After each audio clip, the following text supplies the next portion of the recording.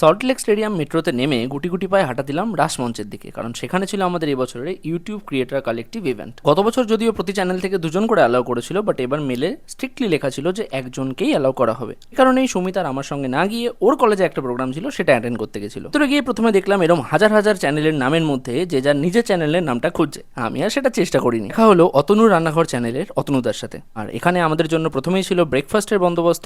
তো ব্রেকফাস্ট সেরে আমরা চলে গেলাম মেইন ইভেন্টটা, যেখানে হচ্ছে অর্থাৎ ভেতরে। সত্যি বলতে গত বছরের ইভেন্টটা এর থেকে অনেক বেটার হয়েছিল, এবং যিনি অ্যাঙ্কার ছিলেন তিনি আমাদের দিয়ে কমপক্ষে 34 বার এরকম চিৎকার করালেন যে কতটা আমাদের এনার্জি আছে সেটা দেখার জন্য। ইভেন্টটা ভালো হলে সবার এনার্জি হয়তো আরো বেশি থাকতো। এরপর ছোটখাটো একটা দুটো গেমস হলো, আমাদেরকে এরকম একটা কালার দিয়ে কিছু বানাতে বলা হলো। তো অনেকেই অনেক ক্রিয়েটিভ জিনিসপত্র করছিল, আমাদেরটা ছিল বড়ই বেসিক বা বলতে পারো এক্সট্রা অর্ডিনারি, খুব ভালো। যাই হোক, এরপরে আবার লাঞ্চের বন্দোবস্ত ছিল। ওভারঅল খাওয়া দাওয়াটা ব্যাপক ছিল। যাই হোক, তোমাদেরকে এবং ইউটিউবকে অসংখ্য ধন্যবাদ।